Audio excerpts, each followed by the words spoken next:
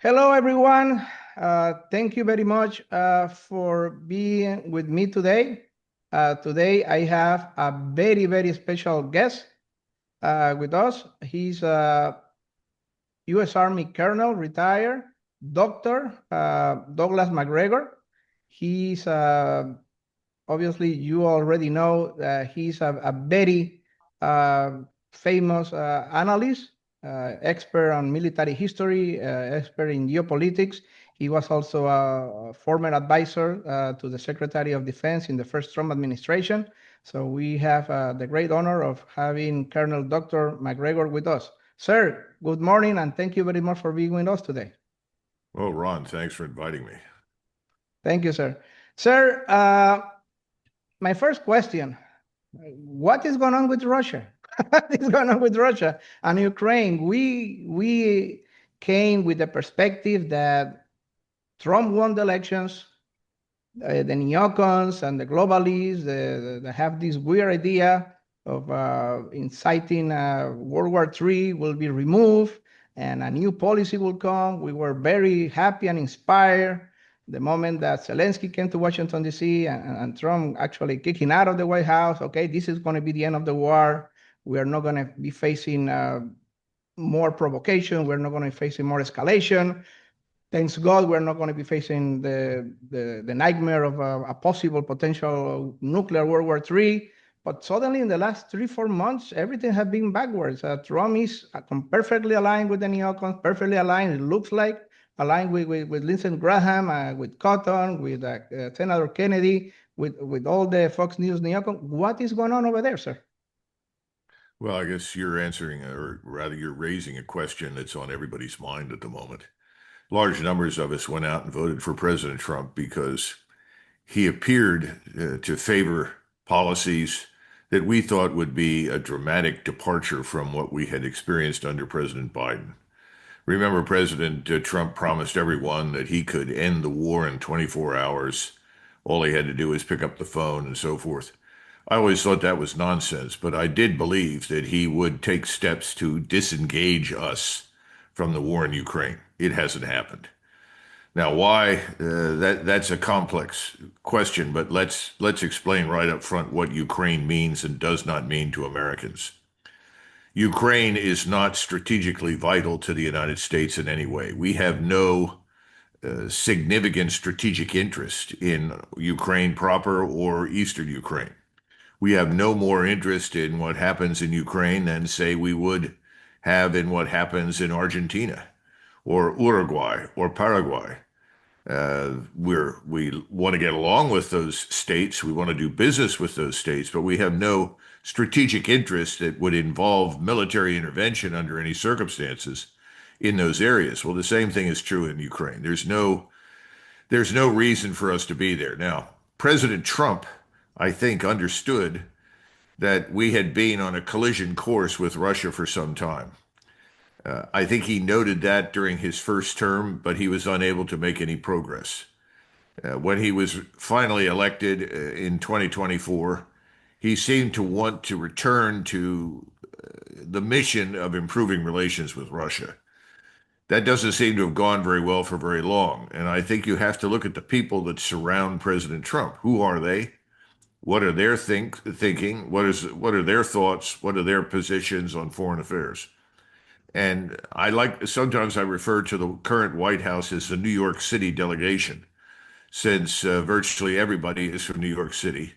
These are neoconservatives, if you want to call them that. They're indistinguishable from the globalists that we all learned to detest under President Biden.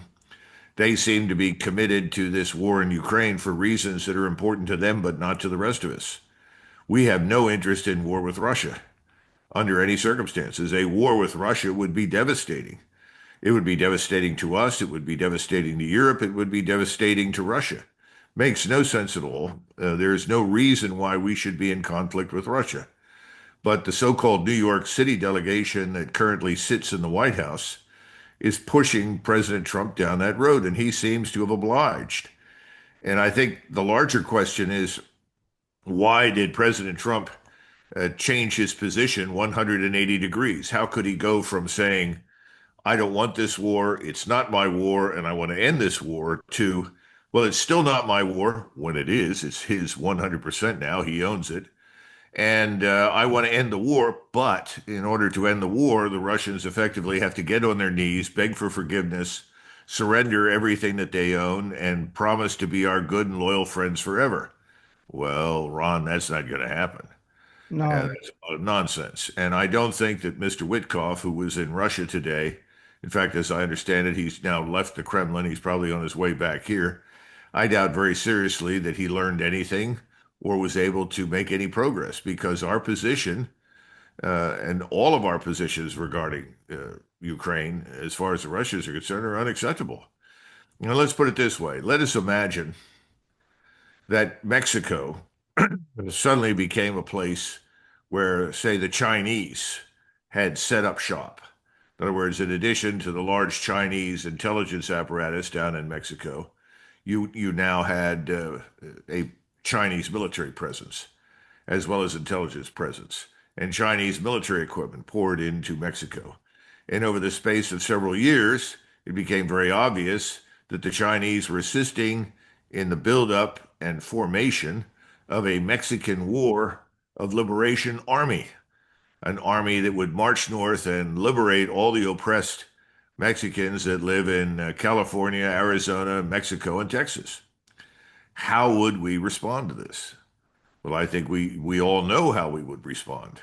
Uh, right after we launched B-52s and large quantities of rocket artillery and artillery ammunition, we would go in on the ground to root this danger out and demand its removal. And we would tell the Chinese to get the hell out. So I think the Russians are in a very similar position right now. They see what has happened in eastern Ukraine, certainly early on in Budapest, rather Bucharest in 2008. You had this very unfortunate meeting where we forced everyone in NATO to sign on for Ukraine as a future member of NATO. And even at the time, Merkel, who was certainly a globalist and no friend of the United States, nevertheless pointed out this was a bad idea. Even she could see that far in advance. But it didn't make any difference. We continued down this road. In the meantime, the CIA, some of your friends that you worked with there, established themselves in Kiev and helped to stage and organize a coup, obviously with the help of MI6, and increasingly see a lot of evidence that the Mossad was involved. And what you get out of this is a government which is unambiguously anti-Russian, hostile to Russia, hostile to anything the Russians care about, and is radically nationalist, at least on the surface, and determined to build up a force that will eventually attack Russia. In fact, as soon as the coup was over, the Ukrainian force that did exist at the time began attacking Donetsk and Luhansk, where the Russian population in eastern Ukraine was largely concentrated, with artillery, killing large numbers of civilians. In fact, by the time this Russian military intervention occurs, over 14,000 people in those areas had been killed by the Ukrainians. So the Russians watched this, and they thought that we were negotiating in good faith when they came to visit with us and the Germans and the French and others at the Minsk Accords. These Minsk Accords promised all sorts of things. They promised equality before the law for Russians inside Ukraine. It promised Russian citizens equal treatment by the Ukrainian government, so forth. All of that went quickly by the wayside. And then subsequently, once again, Mrs. Merkel told us the truth, later on seconded by Mr. Macron, that the Minsk Accords were simply there to buy time to build up this Ukrainian army for the eventual assault on Russia. Because the idea behind the army was that they would reconquer, if you will, or retake these two rogue provinces, which were Russian, and they would also turn on Crimea, even though historically Crimea has no relationship with Ukraine at all. Nevertheless, they were going to retake Crimea. Prime Minister. Sir, Well, this culminates then in this 2022 intervention that even then comes after several proposals from Moscow for Ukrainian neutrality and a different solution that would avoid the war. And there was no interest in acquiring Ukrainian territory whatsoever. Now, the reason I bring all this up is that when I was at Supreme Headquarters, Allied Powers Europe, this is from 1998 until well, November of 97 until January of 2000, the attitude towards Ukraine was that Ukraine had an important mission. It was going to be neutral and it was going to provide hundreds of miles, in other words, 700 miles between the eastern border of NATO in Poland and any Russian military power. In other words, the great contribution the Ukrainians were going to make was by being neutral and avoiding any conflict with Russia, which was something that at the time, in 2000, everyone in NATO was interested in avoiding. No one wanted a war with Russia. So here we are, this whole thing fell apart. We're being told lie after lie after lie, day after day after day about how terrible the Russians are, which in reality is very untrue. And if you look at the true record, Ukrainian forces have done terrible things to Russian prisoners, Russian civilians, and the Ukrainian regime kills Russian civilians every time they have an opportunity to use a long-range strike weapon. They attack Russian civilians in Russian cities and neighborhoods. My point is that this thing is about to end within the next 3 or 4 months. I don't think there will be very much of Ukraine left. But instead of simply saying, look, we have no interest here. We don't want a war with Russia. And so if I were President Trump, would say I'm withdrawing all U.S. personnel in and out of uniform, intelligence, civilian, whatever, out of Ukraine, period. We're getting out. We're going to suspend all deliveries of any military equipment under any circumstances. However, we will provide humanitarian assistance to the Ukrainian population that has suffered in this war through a third country. Those things could be done. And at that point, when you make that kind of announcement, the Russians are going to take you seriously and you have a real chance to negotiate an immediate end to the conflict. We refuse to do that. What we've just done is promise more equipment, more weapons, more ammunition. And as a friend of mine over at Raytheon, who's been involved with missiles for years, said, we're now promising the Ukrainians 17 minutes of air and missile defense if we ever deliver the batteries and the missiles and the radars that we've promised to send that won't arrive until sometime next year. So the stupidity, the foolishness, the nonsense continues. And it's reached a point now where the Russians don't believe anything we say. They don't believe anything that President Trump says. He's contradicted himself too many times. He's promised and then failed to deliver. And it looks to them like the only thing that President Trump is interested in are the optics of success, that he can stand in front of the American people and claim that he created peace where there was none, end conflicts, and so forth. And he takes credit for ending conflicts all over the place with which he had almost nothing to do. So the Russians are not fooled. They know what they're dealing with. This is one of the great marketing geniuses of all time, but they're not taking him seriously in the least. No, so sad because, I mean, again, we have good hopes when he came into power and he put some good people over there. I mean, J.D. Vance, I think he has some good vision. I mean, with limitation, obviously, but good visions about this. And he put Tulsi Gabbard, who has, and she demonstrated good visions and good understanding about how dangerous this is. I mean, a nuclear war with Russia, World War III, do what the neocons want. But in the other hand, I mean, this is like a little angel and a little devil. I see that he goes golfing with Lindsey Graham, the famous senator, and immediately, yeah, he takes a tough line against Russia, and then all his friends on the Senate write to him or call him, and oh yes, I think he does whatever the last person talks to him. That's the vision Well, he takes. Yeah. Ron, you're making a good point, and that's something which some of us observed during the first term, that he is frequently most influenced by the last person he talked to, which is not a good thing. But let's face it, President Trump was someone with a lot of experience in marketing based on his real estate background. And then, of course, he went into the, what do they call it, reality TV game, and he learned how to manipulate images and perceptions and thinking. But beyond that, this is not someone who has studied anything or learned anything about the world that he lives in. In other words, he doesn't really know much about the world beyond his borders. In other words, beyond the borders of the United States.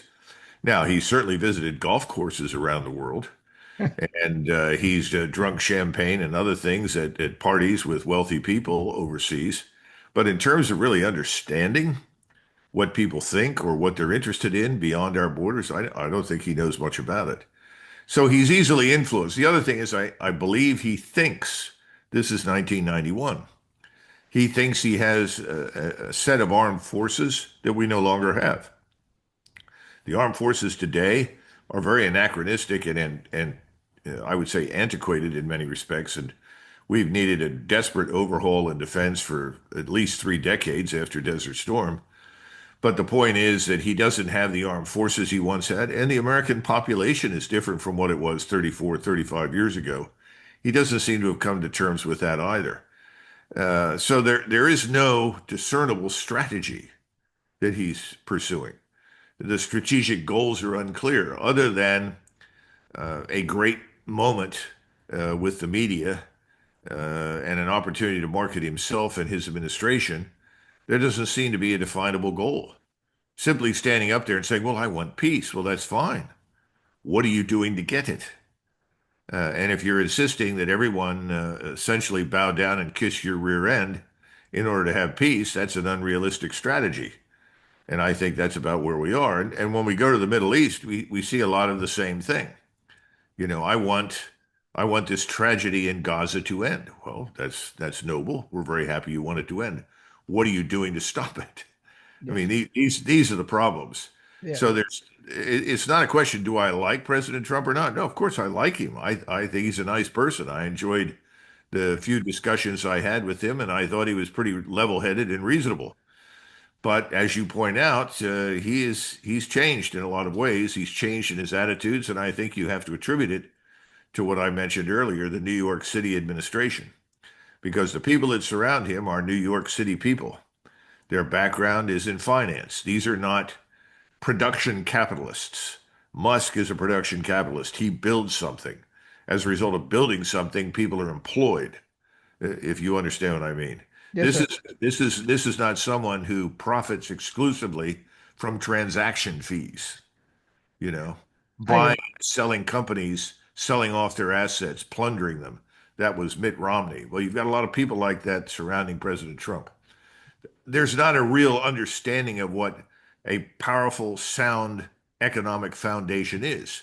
And a lot of our economic strength has been whittled away. It's been lost. It's dissipated over the last 3 decades because the CEO classes, in other words, the people that own shares in companies and the people that run companies, saw fit to export our manufacturing base overseas. You know, China didn't rob us of anything. We shipped things to China. Now we're shipping things to Vietnam, Thailand, Malaysia, Indonesia, once again in search of cheap labor. I don't know that he really grasps all of that. And I don't know that he has the strength or the determination to reverse any of it. And again, he also has to deal with Congress, and I'm not sure he's ever really learned how to do that. So instead of seeing decisive moves in a strategic direction anywhere, we see President Trump who changes his position, says one thing one day and another thing the next. I mean, that was just today. Bloomberg published something about tariffs. And President Trump said he was going to impose 100% tariffs on anybody who did business with Russia. Well, now he says, no, that may not be the case. And by the way, I never said that. You know, no, I'm afraid you did, President Trump.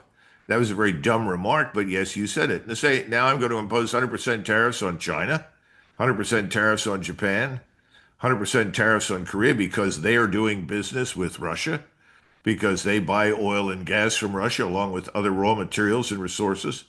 It's impractical. It doesn't make any sense. So the whole tariff war has exploded in our faces.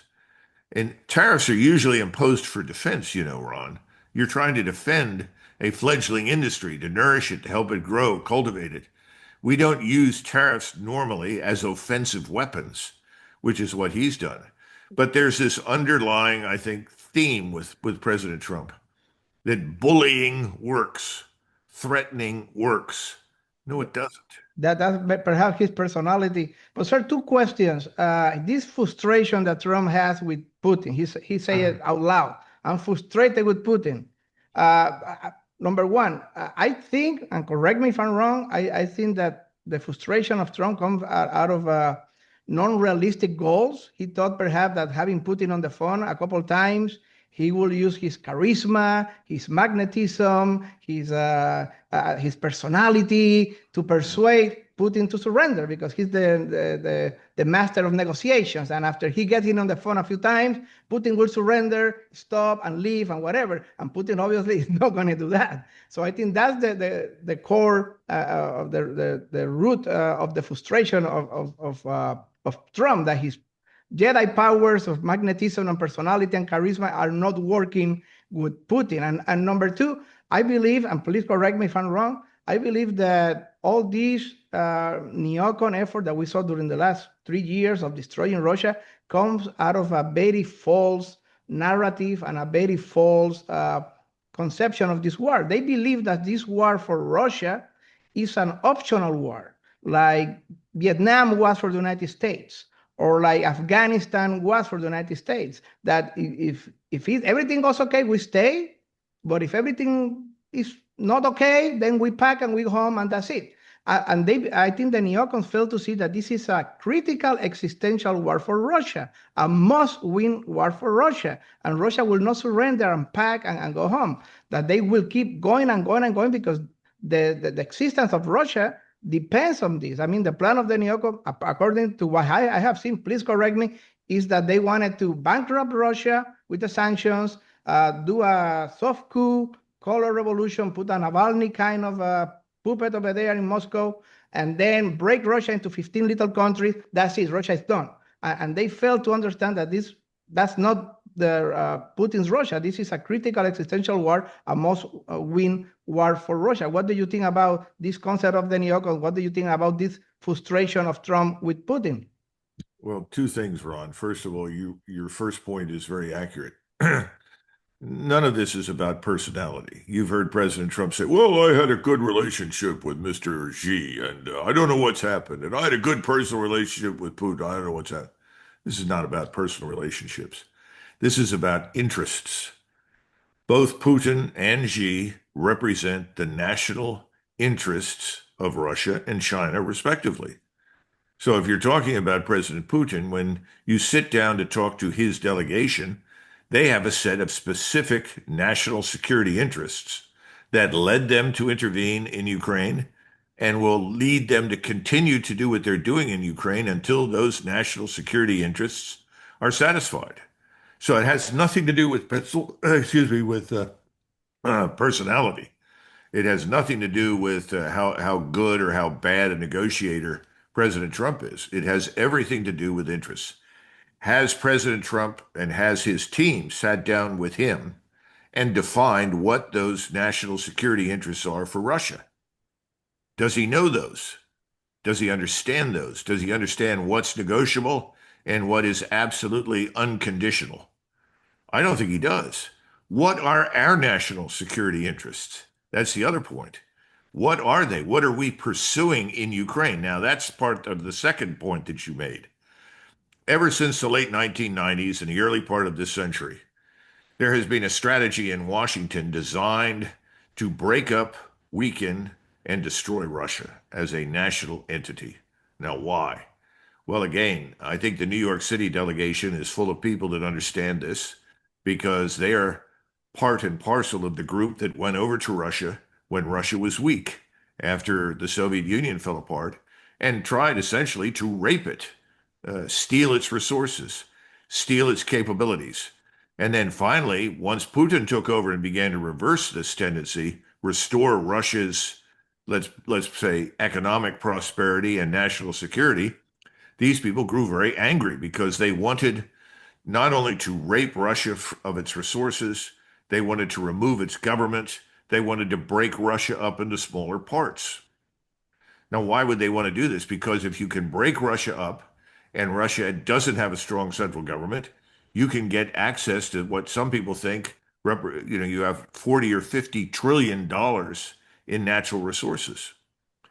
So when the whole Ukraine thing got underway, it was not simply about Ukraine. In fact, I would argue no one really gave a damn from the very beginning of what happened to Ukraine. Ukraine was just a useful battering ram with which to attack Russia. In other words, we were going to do everything short of direct war to destroy Russia. Well, Ron, that's failed. That whole strategy has failed miserably. That's over. Right now, it's a question of what the Russians are going to do next. And frankly, I think they'll roll up everything to the Dnieper River, and then they'll look for some sort of response from the Europeans, specifically from the people on Ukraine's borders. If there's no response, if there's no willingness to sit down with the Russians and come to some sort of arrangement for Ukrainian neutrality, then I think the Russians will continue to move. They'll move on Kiev, they'll move on Odessa, and if they have to, they'll move all the way to the Polish border, which is very unfortunate because they don't want to. They don't want anything to do with ruling Western Ukrainians. The people out in Western Ukraine have been Certainly. anti-Russian for hundreds of years. Insane. They don't want anything to do with it. Yes. And we this would be analogous to we fought a war with Mexico and then decided we were going to rule everything all the way to Mexico City. Are we insane? That's stupid. That can't be done. If it is done, it'll be a terrible mistake. We'll pay heavily for the price. The Russians understand this. We need to back off. But again, who has sat down and explained any of this to President Trump? What does he understand? And frankly, he may not care because the people who are driving his train are the donors, the billionaires who elected him to office, because he had to make deals with billionaires to help get him elected. And those billionaires are caught up in the what I call New York City administration. And I don't think he has much wiggle room.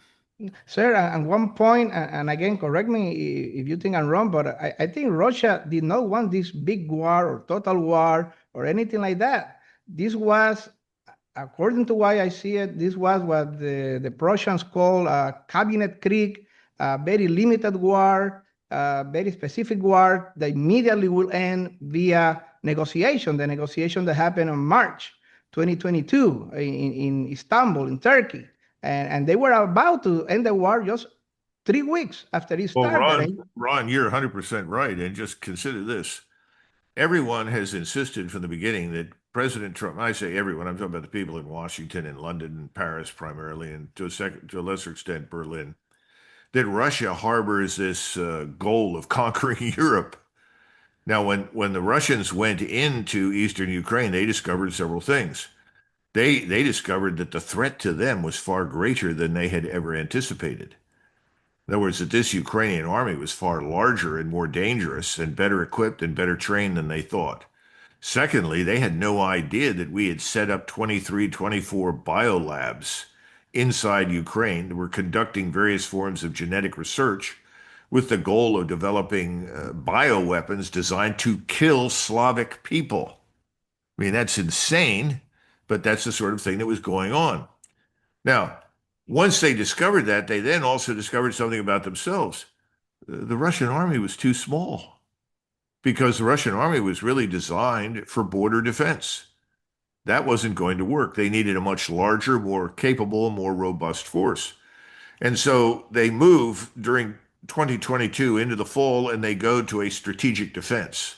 In other words, they move forward to the areas they consolidate that they'd seized, consolidate, they build strategic defenses, and they spend the next 12 months after that essentially building up the Russian military establishment so that it can take the offensive and destroy the enemy.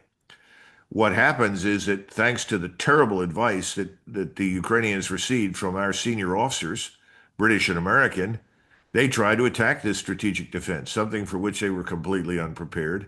They didn't understand how technology had changed. They tried to apply the old tactics that probably would have worked in the 1990s, but have no chance of working anymore. And so the Ukrainians took terrible losses. Today, after almost 4 years of war, Ukrainians have lost an estimated 1.8 million killed. Ukrainian soldiers killed. The Russians have lost about 120,000. Then you have another 10, 15, 20,000 who've been killed who were Chechens, who have been a very important and effective component part of the Russian military, along with many of the people living in Luhansk and Donetsk who were volunteers who joined to fight. If you look at the disparity in those losses, 1.8 million killed in action versus, say, 120 to 130 or 35,000 killed on the Russian side, what does that reflect? Differences in technology, differences in tactics, differences in training. So the Russians have moved slowly because Putin did not want to take heavy casualties. He wanted a trained and equipped force that was ready to fight, and he would send them into action. And they've tried to rotate people in and out of action. You, as a former soldier, understand very well that after 6 months in the line fighting an enemy, you need a break. It's mental health as well as physical health. The Russians have done a good job of that, but the Ukrainians have not. The Ukrainians have simply sent millions into the meat grinder. We think that at least 1 million to 2 million have been wounded, and most of them will never return to duty, whereas the wounded on the Russian side, more than half of them were returned to duty after they were properly cared for. Right now, the Ukrainian army has no means of evacuating anybody quickly. Marco Rubio said on their oath on the Senate. I don't know if you remember, but a few months ago he said, "Ukraine is running out of Ukrainians." Of He course. said, yeah, Of a course. little bit of truth came out, a little bit of truth, but actually truth. Well, now we're talking about battalions of boys and old men. You know, President Trump was asked, "Are you aware of the new law that Mr. Zelensky has now passed?" And he's announced that they're going to take men over the age of 60. And President Trump says, "No, I'm unaware of that." Well, I find that very hard to believe. And if he really gave a damn about the human beings living in eastern Ukraine, this would stop. And as I said, it's very easy to stop. You do exactly what I outlined, and have been saying this for over almost 4 years. You get everybody out who's an American. You stop the delivery of military assistance and aid. Then you offer humanitarian assistance to the ones who are there. Once you do that, then you can sit down and have a rational discussion with the Russians about what are your legitimate national security interests, because they have legitimate interests. We have legitimate interests. You know, we have legitimate interests in what happens over the border in Mexico. We have legitimate interest in what happens over the border in Canada. The Canadians and the Mexicans have legitimate interests. You've got to sit down and figure out what they are. Once you know those, you can craft a solution, a settlement. Yeah. But you can't walk in as a bully and try to shove your view of the world down someone else's throat. or, And that's or what Trump's been doing. or use his so-called superpowers of personality to persuade Putin to surrender. And again, sir, this war was about to end in March, in late March 2022. Yes. And it was Boris Johnson, it was Biden, Boris Johnson flew to Kiev to talk to Zelensky and persuade him to keep going with the war. They are the one who converted this cabinet creek into a false creek, into a total war to the end. It was not Russia. Russia wanted to end this war 2 weeks, 3 weeks after it started in 2022. But let's see, the ultimatum that Trump gave to Putin is about to be finished by tomorrow. What do you think will happen now that the ultimatum is not going to happen? Is not going to happen now that India is going to keep buying oil from Russia? What do you think is going to happen during the next week, sir? I don't think anything of significance is going to occur. I think the Russians have essentially turned off the receivers, if you will. They'll be polite to us. I'm sure they were polite to Mr. Witkoff, although he represents much of what they truly detest, which is this New York City delegation running the White House. But nevertheless, I'm sure they were polite to him. Witkoff's an intelligent man. I'm sure he delivered what he was asked to deliver. But nothing will happen. The Russians are going to continue until they have achieved their aims. Now, we know what those aims are. They have nothing to do with conquering Ukraine. They're going to annihilate the Ukrainian military establishment that is opposed to them. They want to remove this hateful neo-Nazi government in Kiev. That's very clear. And they want Ukraine to be neutral. They would like to see elections held in what is effectively a future neutral Ukraine, and see a new government emerge in Kiev, because they certainly can't do business with Zelensky or anybody associated with him. And if we and our British friends try to use the CIA and MI6 to install a new puppet, that's not going to work. Russia's not going to tolerate that. You know, that would essentially be the same, as I was saying earlier, if the Chinese or the Russians installed a puppet who promises to remain hostile to the United States into power in Mexico City. Forget it. It's unacceptable. It would never work. So I think this tragedy is going to end, but it's going to end in spite of us. And I think somebody said the other day to me, "Well, what happens when it ends?" And I said, "Well, what did we do at the end of the Vietnam War?" And he said, "Well, what do you mean?" I said, "We stopped talking about it. We walked away. No one wanted to discuss it. No one stood up and said, 'I'm sorry, I was wrong. I'm responsible for the debacle in Vietnam.'" Nobody does that.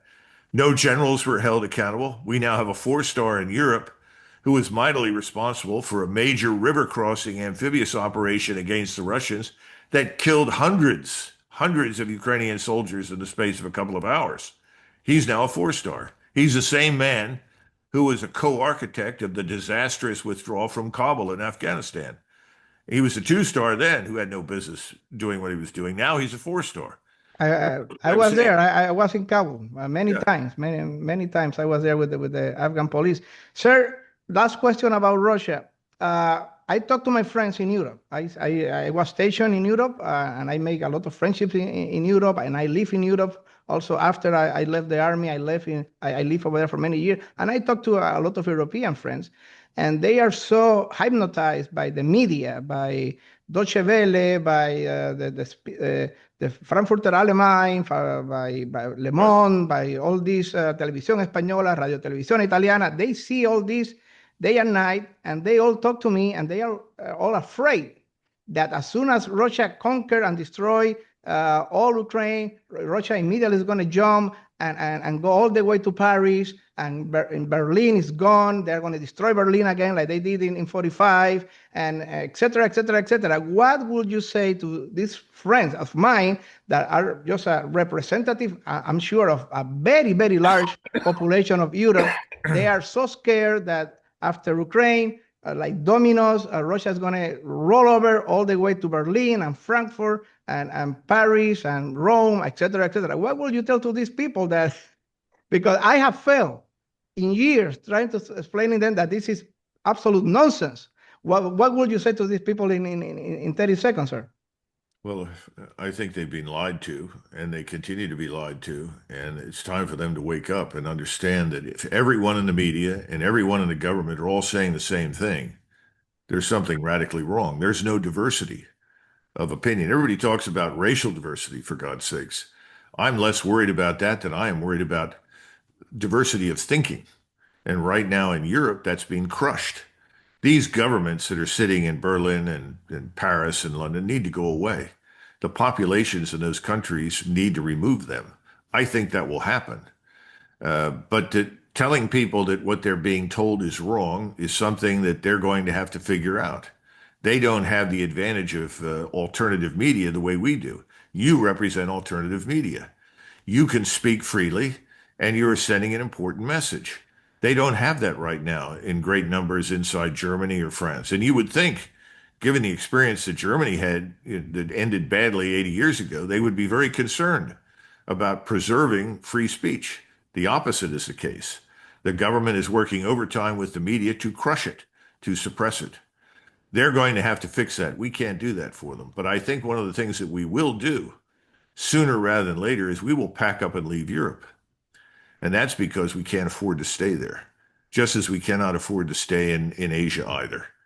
Maintaining these vast ground forces and air forces overseas on bases in other people's countries is just not practical. And more important, it doesn't make any sense anymore in the world that we live in with given technology and the nature of the world we're in. One of the things that we don't seem to get, you mentioned India. And I keep telling people, they talk about BRICS oh, it's a big threat. Well, first of all, BRICS arose in response to us and how we've been doing business in the world. But I said, look at these countries. Look at Brazil. Look at India. Look at China, Japan, Korea, Vietnam.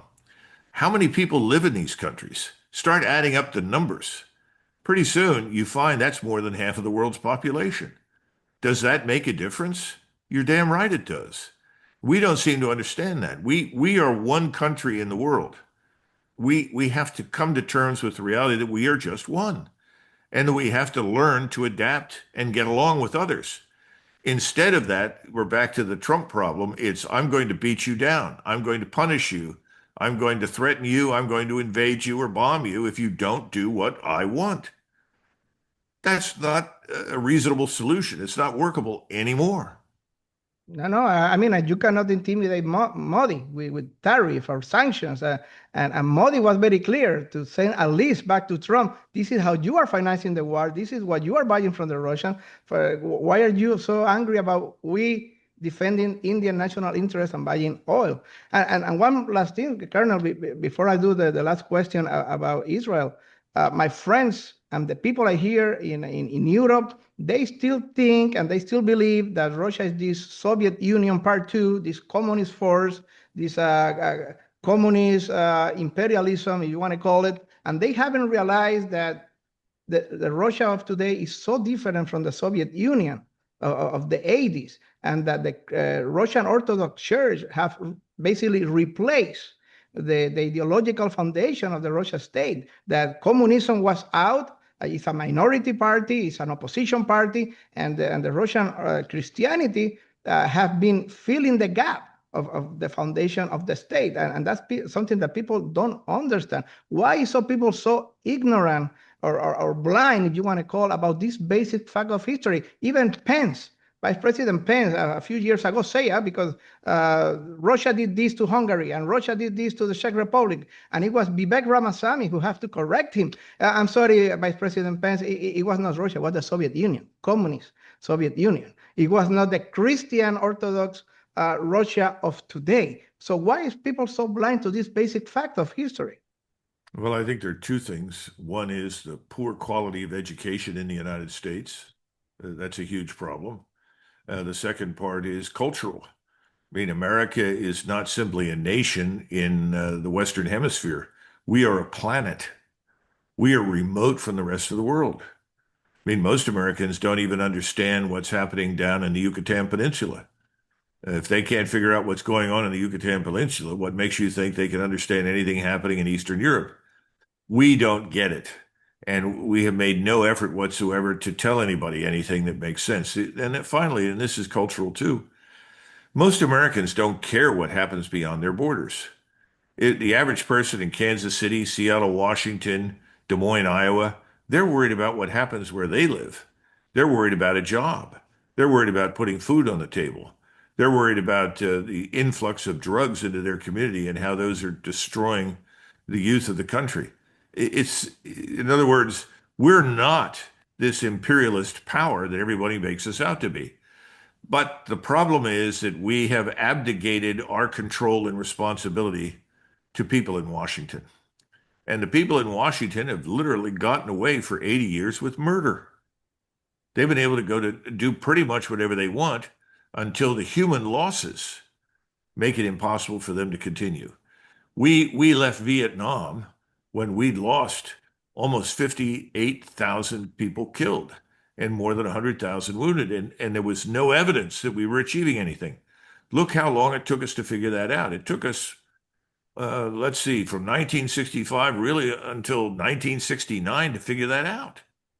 But we did. And then when it was clear that we wouldn't support it, Washington backed down and we got out.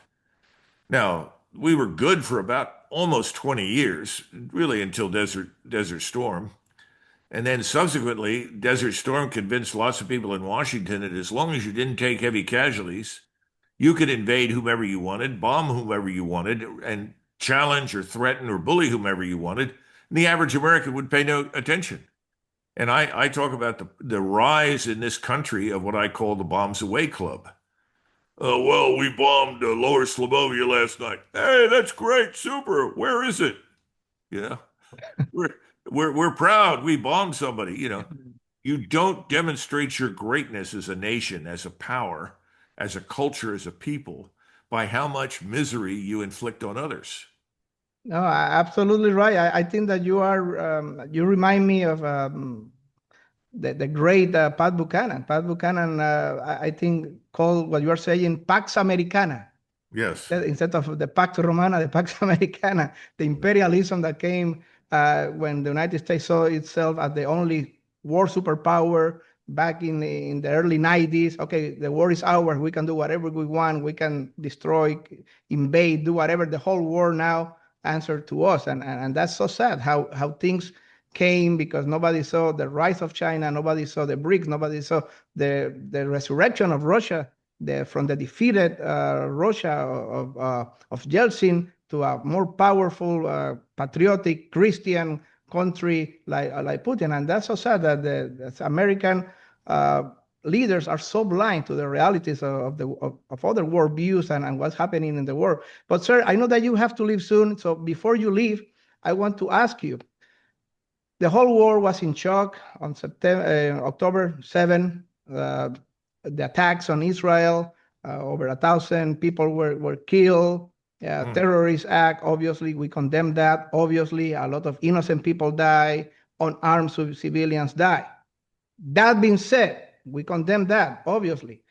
My opinion, what I have seen from many analysts out there, and very courageous people who is saying it, is that the Likud party, in coalition with the ultra-Orthodox that are in power right now, Netanyahu and the ultra-Orthodox, are using October the 7 attacks, these horrific criminal attacks, terrorist attacks, as an excuse to carry out their plan, one of their strategic goals. And the strategic goals is creating this big Israel or greater Israel, of annexing the Gaza Strip, ethnic cleansing, or a push out of the way, making impossible civilian life over there, so they can take over, and later on they will do the same with the West Bank and perhaps part of Syria and perhaps part of Lebanon, whatever it takes, because they have in their mind this strategic goal since ever of creating the greater Israel. It's our duty, it's our ideological, philosophical, religious duty to create the greatest Israel. And they are doing their plan. And nobody's talking about that. I mean, very few people, perhaps Candace Owens, perhaps Tucker Carlson now very courageously, perhaps Representative Massey, perhaps he's talking, but nobody else is talking about this. What do you think about this insane bombardment? They attacked the only Catholic church in Gaza last week. There were 3 people killed. They are basically carpet bombing Gaza in a way that we haven't seen in decades, in years. What do you think about this strategic goal, the strategic aim of Israel, and why is the American media, why is the American politicians so afraid to say it, to talk to denounce these massacres that are happening? I think over 60,000 people, mostly civilian, obviously, children are being killed in front of our eyes in Gaza. There is an increasing body of evidence being amassed that suggests, I would argue very conclusively, that the 7 October attack was allowed to happen. Israeli forces were specifically told between certain hours not to conduct patrols, and the intelligence received in the days and weeks leading up to it demonstrated very conclusively that an attack was imminent. And nevertheless, decisions were made that left the border weakly controlled and the Israeli population near Gaza vulnerable to attack. So that's first thing. Secondly, thanks to Max Blumenthal, Aaron Mate, and others, we now know that much of what was reported as having happened on 7 October was not true. Mass rapes, decapitation of babies, this sort of business. We also know that large numbers of Israeli citizens, even some soldiers, were killed as a result of fratricide. In other words, the Israeli Defense Force that finally does show up kills some of their own people. Now, there is a growing body of opinion that suggests that 7 October was allowed to happen so that this war for greater Israel, as you put it, could be triggered. And so we now see that that was probably the case. And as having been the case, Israel is trying to leverage its control of the United States Armed Forces and the government in Washington to achieve its aims in the region. Now, some of these aims overlap with financial interests in New York City and London, because those two banking centers are interested in trying to achieve against Iran what was achieved was not achieved against Russia. Remember, we talked about the strategy to rape Russia, to divide it, to strip it of its resources, to remove its government, and so forth. That has all failed miserably. No regime change is going to happen in Moscow. So now the attention has turned to isolating Iran and causing regime change there, and ultimately to divide Iran into smaller parts with the goal of gaining access to and control of the oil and gas reserves. Remember, Iran is probably 3 in the world in terms of oil and gas reserves. this this unfortunately is coinciding with the Israeli interest of completely eliminating the Palestinian population from its home on the west, so-called West Bank and in Gaza, which is justified on the basis of their inferiority, their criminality, their unwillingness to subordinate themselves to the Israelis. So you really have a war of Jewish supremacy being waged in the region.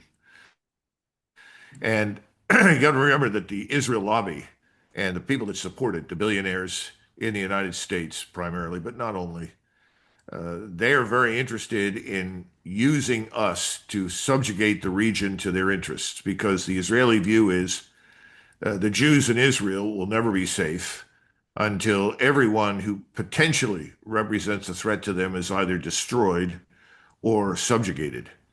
They can't do that on their own. They don't have the manpower, they don't have the resources or the military power to do that. Their principal instrument at this point is really the Air Force with over 300, 400 aircraft, and the Mossad. Those are the two principal instruments, because the Israeli army is quite small, and right now it has enormous problems with morale. Large numbers of people don't want to show up and fight anymore. They've taken more casualties than they admit. The situation is grim. So they're going to stay with this program, with this agenda of regional domination, and they're going to stay with it as long as they have control of us. This goes back to the New York City delegation in the White House and control of Congress. I don't know if you saw Mr. Netanyahu when he spoke to the U.S. Congress, but the man received numerous standing ovations. It was ridiculous.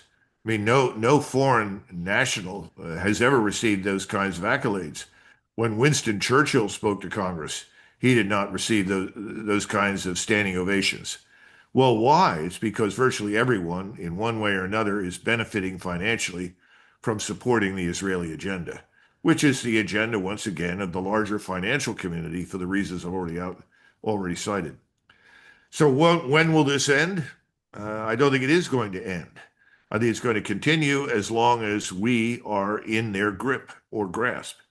And I don't see any evidence that that's going to change anytime soon. And the truth is, Mr. Trump is very much in their grip. He's made that very obvious. The thing that was surprising to many of us, and I'm sure you saw this, if you watched the Republican National Convention back in the summer of 2024, there was an event in which suddenly the wall was covered with the giant Israeli flag. There was a sign above it that said Israel first. And a rather plump gentleman walked out and started to lead cheers for Israel first. And all of us sort of sat there in kind of disbelief, because we had never seen the flag of any foreign country at a national convention. Now, we're used to seeing state flags, lots of American flags, but never a foreign flag. And the idea of Israel first is completely divorced from the notion of America first. But it went away. In other words, it happened, it went away. And I think a lot of us assumed, well, that's a payback to his wealthy donors who are, part of the Israel lobby, and it was over with. Well, we were wrong. Go ahead, sir, but it's saying in your same point, I don't know, you saw, obviously you saw it, the Tucker Carlson interview with Ted Cruz, Senator Cruz, and Senator Cruz say it openly. I came to Congress to defend the United States and Israel, and defend United States and Israel were my goals, and that was my campaign talking point. And that's normal to us. It's normal to the American people that politicians go to Congress because they want to defend the United States and Israel. But what happened if I said I want to go to Congress to defend the United States and Argentina? I want to Congress to defend the United States and Belgium. People are going to look me strange. Why the United States and Belgium? Why the United States and Argentina? But it's completely normal for Congress, for about 80% of Congress people to say, I came here to defend Israel. And nobody, oh, that's normal. That's okay. Why are we so different from other countries in the world, like Europe, like the Holy See, like South America, like Asia? They all have a one vision, and it's not an isolated vision. It's the vision of the Holy See, of the Vatican. It's the vision of most of European countries. It's the vision of China. It's the vision of Russia. It's the vision, obviously, of the whole Arab Middle East. It's the vision of many countries in Latin America. But we are this entity apart from the rest of the world where 80%, 85%, I don't know how many of our congressmen openly say, I came to Congress to defend the United States and Israel. Why is that? Well, I'm not aware of 85% of congressmen saying that. I mean, you may be right. And clearly, it has been very profitable if you're running for office to declare your support for Israel, because when you do that, you receive a gift of funds, money that helps to elect you. And you are also given access to other goodies, if you will, provided by the financial community. Now, people like me were always very supportive of Israel, and I have been in my lifetime, because I felt strongly, particularly in the aftermath of the Second World War, that Jews deserved a country where they could celebrate their Jewish culture and preserve their Jewish national identity. And I saw that as an essentially positive thing because of the potential contributions that Jews in that setting could make, not just to their own country, but to the world. Well, I was wrong. I never saw what was coming. I had not studied the Zionist history very well. What has happened is not something entirely new in the history of Zionism. It's actually been there for a long time. But I frankly never thought that it would go to the extent that it has in a place like Gaza. And certainly I cannot support the mass murder and expulsion of people from their homes anywhere. I don't care whether they're Jews or Muslims or Christians or Buddhists or Indians or Chinese. Doesn't make any difference. And I think we have to understand something. The people in Palestine living in Gaza, the Palestinians living on the West Bank, their people have been there for at least the last 1,000 to 2,000 years. There's a big difference between tossing people out that are poachers, in other words, illegals who came on board. They broke your laws, they moved into your country, they set themselves up. That's wrong.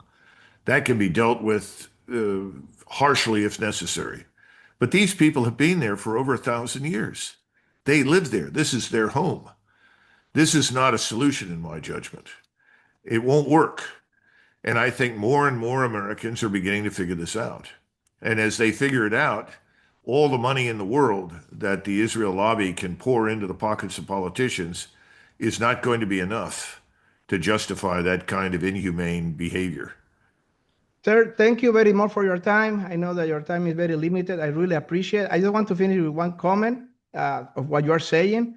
I have many friends here, and when I show them the letters that the Pope was sending back in 1943, 44, looking into Israel, the creation of the future state of Israel that came 4 years later, when I showed them the Holy See letters to the nuncio here in the United States, where they are completely against the formation of the state of Israel in Palestine, precisely because of the reasons you are saying. And to the contrary, they are pushing, they say if they want to create a home for the Jewish people, find another place. And places like Argentina came to mind. Places like South Africa came to mind. And I showed that to my Catholic friends here, and they are in this belief that even the Holy See, the Catholic Church at the time, in the 40s, they're completely against, because they knew, as you are saying, there were other people already living there for thousands of years. So that's